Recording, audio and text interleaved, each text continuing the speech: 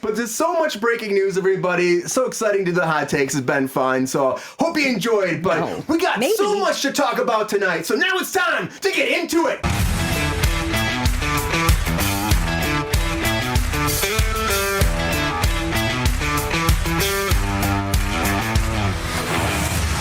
Right, I want to talk about the Ted prequel series moving forward.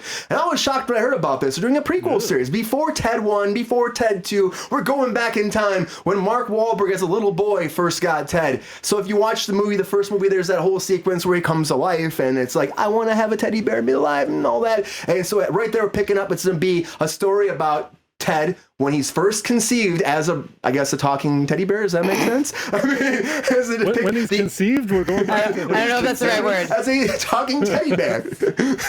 In those, when he becomes sentient for the first time, Mike, there you go, becomes sentient. Right. And he's there with John Bennett and his family, and they're growing up. It's going to be in Massachusetts. In addition to John and Ted, there's going to be the whole Bennett household. You're talking about his dad, Matty, his mom, Susan, their cousin, Blair, and they're all living together. And then Blair, I guess, is attending a nearby college. But it's going to be, taking place at this 90s era, 1993. Ugh. And so it's a period piece. And Seth MacFarlane's coming back to the voice of Ted. Of course he is. Wait, I'm sorry. Is the 90s considered a period piece now? It is now, I would say. No, dude. Oh my God, that's brutal. That is brutal. I'm saying 8 episodes for this. It's already shot. I'm so old. The 90s is a period piece? Yes. It's fuck my life. It's in the can.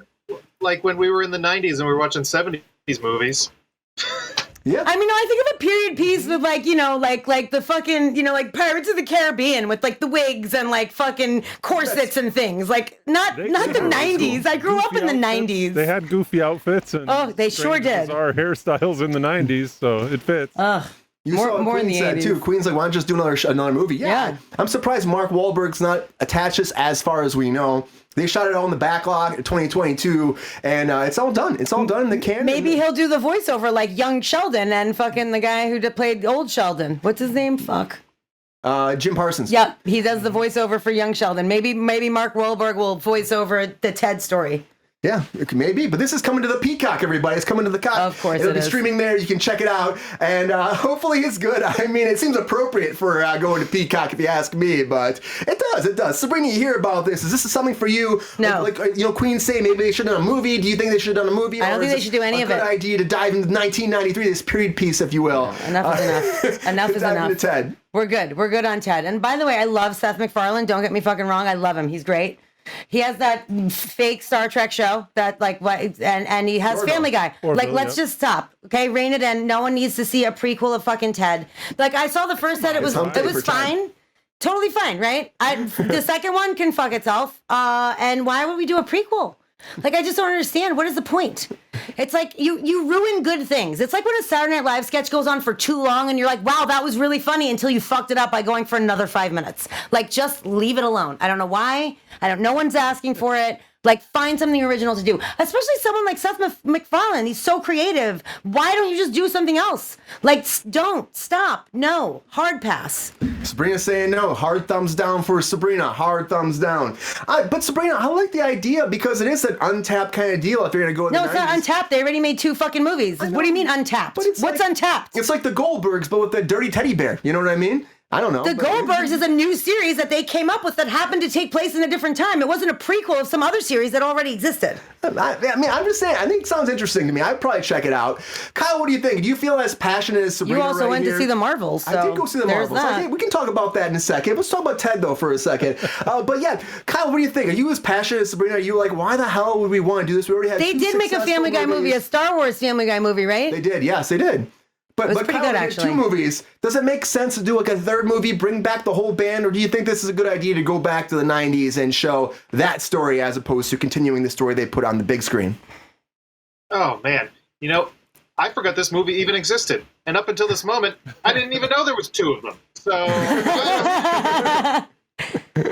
They made a sequel to this movie? I had no idea. Yeah, oh, yeah. This even existed. So, it was not great. You said it was, 2 years ago? I don't know. No, it was a while ago. Yeah, it came out. It was before COVID. It was like 2015 or 16, something like that. It came out, the sequel. Did it do well? It did okay. It didn't do the best. Like, honestly, the first one did better. Apparently it did well enough for them to want to do a fucking prequel. Well, I just say you had Flash Gordon in there, the second one. You had Flash Gordon kicking some ass. That was the first one, maybe. So bad. That was the first one. I don't know, whatever. That was so bad. I'm like, why are we doing this? They kind of blur together on me. You know, they kind of blur together. But do you think that they should continue that, Kyle? Or do you think they should do this series? What do you think? No, I don't understand why they. Why is everybody so excited about prequels these days? I don't understand this shit. Like, can we continue stories instead of trying to like capitalize on the nostalgia of the original, or the when you pick a television series and think prequel, you're like, what's the point? Who are you trying to get on this? I want a story to continue, but I don't care about the story. So no, like. Make something else. Sabrina was right. Seth MacFarlane is such a creative guy. I love the Orville. Like, if he could make another season of Orville or this, like, get out of here. Get the Orville up there. Or, it's good, right? The guy's a genius. Like, make something new. Make something exciting and refreshing, and stop treading on old ground.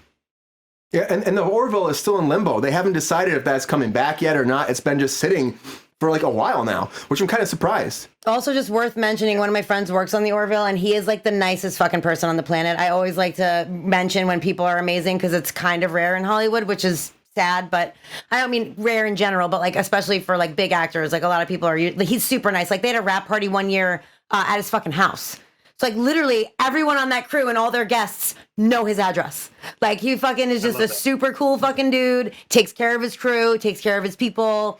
Like, they had fucking amazing craft service, amazing catering. Like, he's just a really, really good guy, super nice on set, which I'm always happy to hear. So I always like to, you know, give a shout out to people when credit is due, unlike Brie Larson, who's a raging cunt. Yeah, is it Tom you're talking about? Yeah, Pepe appreciates some solid crafting.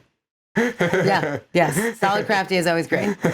It's very true. It's very true. But Mike, we got a couple that are saying against this Ted prequel series on the Peacock. Yeah. What do you think about this? Are you feeling that firm that we should not have this come out in Peacock, or do you think that there should be, this is a good idea, continue this franchise forward to 5 seasons of Ted on Peacock, go all the way up to the first movie, or should they just say no? What do you think?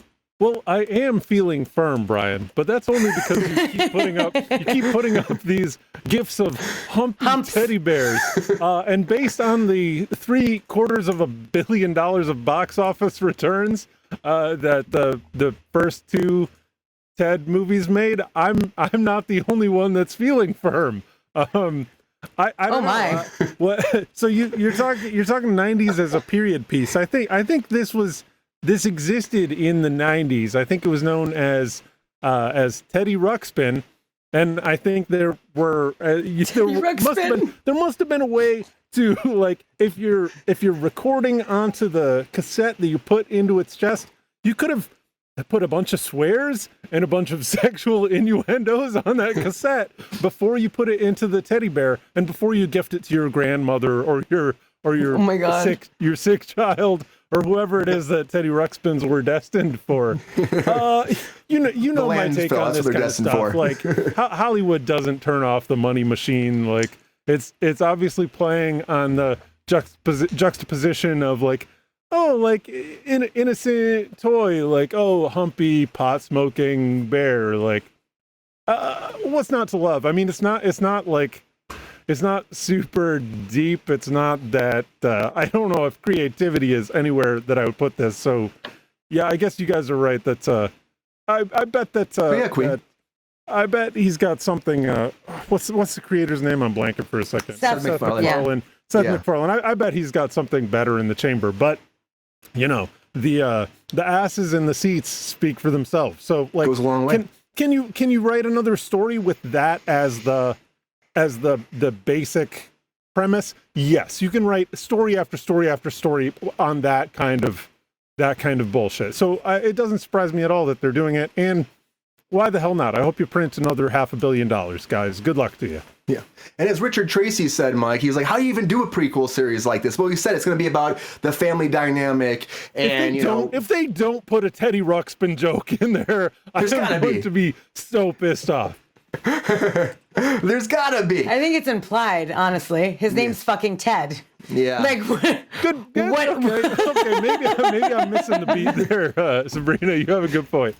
I think everybody's with you and Sabrina here, Kyle. I think they want to see this not happen. But are you? No one's surprised though, right? Nobody's surprised about this. No, because that's what Hollywood does. Because they're a bunch of idiots. Yeah, that's Hollywood. Yeah. And especially after they lost all this money on the writer's strike and haven't had any content, they're like, let's go with safe shit that we'll make some money on instead of taking a chance that we might lose money on. Because they're greedy assholes. But you're getting 8 episodes of the Ted prequel series. They haven't announced when it's actually coming out, but it will be on Peacock. All 8 episodes streaming, and Seth MacFarlane's coming back. No word on Marky Mark, but hopefully he does come back. But something else they're making. What is he going to come back as? It's a child. I don't even know. What do you mean? A voiceover, maybe. Oh, so we're going the Sheldon route that I mentioned? Well, maybe there's like flash forwards they can do. Like, they're like, hey, how you doing, Teddy? Who does a flash forward? It's a flashback, bro. No. Take a drink, Brian. It's not Friday. It's not Friday. Why are you calling me out like Drink your coffee.